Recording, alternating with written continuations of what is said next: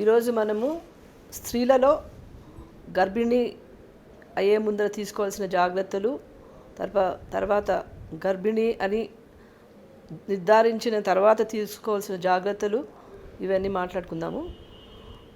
ఈ మధ్య అందరూ చాలా ప్రెగ్నెన్సీ గురించి అవేర్నెస్ చాలా ఎక్కువ అవుతుంది. ప్రెగ్నెన్సీ ముందర ఏం టెస్ట్ చేయించుకోవాలి, మేము నార్మల్గా ఉన్నామా లేదా అని చాలామంది వచ్చి ముందరే అడుగుతారు. కాబట్టి వాళ్ళకి ఏమేమి సూచనలు ఇద్దామో అనేసి ఫస్ట్ మాట్లాడుకుందాము. యూజువల్లీ ప్రెగ్నెన్సీ టైంలో ఐరన్ లెవెల్స్ నార్మల్ ఉండాలి, అంటే హిమోగ్లోబిన్ లెవెల్స్ అవి నార్మల్ ఉండాలి. తర్వాత న్యూట్రిషన్ సరిగ్గా ఉండాలి. వీటికి సంబంధించిన వాటి గురించి మాట్లాడుకుందాము. అందుకని యూజువల్లీ ఏం చేస్తామంటే వచ్చిన వాళ్ళకందరికీ కొన్ని ప్రొఫైల్ ఆఫ్ టెస్ట్ చేపిస్తాము. హిమోగ్లోబిన్ ఒకటి, బ్లడ్ షుగర్ ఒకటి, తర్వాత ఇన్ఫెక్షన్స్ ఏమైనా ఉన్నాయా అని ముందరే తెలుసుకోవడానికి కొన్ని టెస్ట్లు చేపిస్తాము.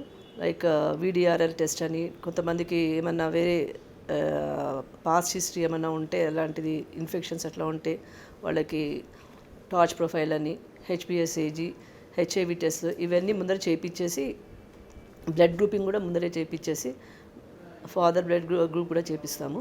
ఇవన్నీ చేయించేసి ఇందులో ఏమైనా అబ్నార్మాలిటీస్ ఉంటే వాటిని ట్రీట్ చేయడానికి ట్రై చేస్తాము. అవన్నీ నార్మల్గా ఉంటే మామూలుగా న్యూట్రిషియస్ ఫుడ్ తీసుకుంటూ వాళ్ళు నార్మల్గా కన్సీవ్ కావచ్చు అనేసి వాళ్ళకి మేము ఇది ఇస్తాము, ధైర్యం ఇస్తాము. సో అది ఇంపార్టెంట్. తర్వాత ఒకసారి ప్రెగ్నెన్సీ కన్ఫర్మ్ అయ్యాక వాళ్ళు తీసుకోవాల్సిన జాగ్రత్తలు ఏంటంటే, ముఖ్యంగా సరైన ఫుడ్ తీసుకోవాలి, ఆహారం సరిగ్గా తీసుకోవాలి, వేళకి తీసుకోవాలి. పొద్దున బ్రేక్ఫాస్ట్ టైంకి తీసుకోవాలి, మధ్యాహ్నం లంచ్కి టైంకి తీసుకోవాలి, ఈవినింగ్ స్నాక్స్, నైట్ డిన్నర్. ఇది కాకుండా milk morning night with protein powder. Protein is very important. తర్వాత మధ్యలో ఫ్రూట్ జ్యూసెస్ ఇవి తీసుకోవాలి. వాళ్ళ ఆహారంలో ఏమేమి ఉండాలంటే కార్బోహైడ్రేట్స్, ప్రోటీన్స్, తర్వాత iron rich food like leafy vegetables ఎక్కువ తీసుకోవాలి.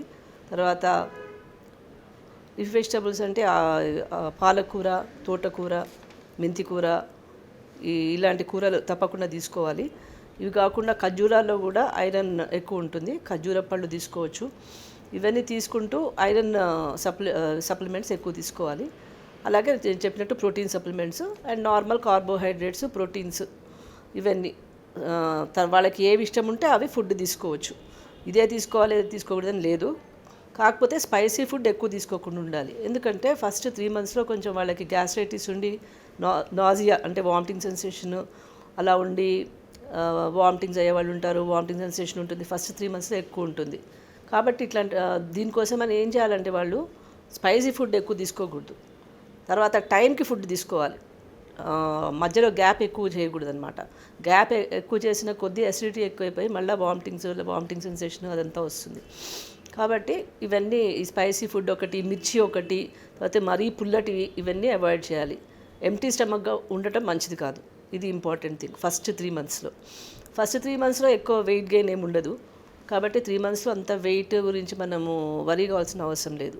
సో ఫస్ట్ 3 months, ఈ 3 monthsలో ఏంటంటే కన్సీవ్ కాకముందే కూడా మేము అందరికీ ఫోలిక్ యాసిడ్ ఒకటి సప్లిమెంటేషన్ స్టార్ట్ చేయమని చెప్తాము. కన్సీవ్ కాకముందు ఫోలిక్ యాసిడ్ ఒకటి, వైటమిన్ D ఒకటి, ఐరన్, ఈ 3 ఇంపార్టెంట్. సో ఈ ముందర హిమోగ్లోబిన్ డెఫిషియన్సీ ఏమైనా ఉంటే ముందరే సరి చేసుకోవాలన్నమాట. ప్రెగ్నెన్సీ కాకముందే వాళ్ళు వచ్చినప్పుడు అడ్వైజ్ ఇస్తామన్నమాట. హిమోగ్లోబిన్ తక్కువ కనుక్కుంటే ఐరన్ ప్రిపరేషన్స్ ఇస్తాం. తర్వాత ఫోలిక్ యాసిడ్ అయితే ఫస్ట్ నుంచి ఎప్పుడైతే వాళ్ళు కన్సీవ్ అవుదామనుకుంటారో 2-3 months బిఫోర్ నుంచి ఫోలిక్ యాసిడ్ సప్లిమెంటేషన్ ఇస్తాము.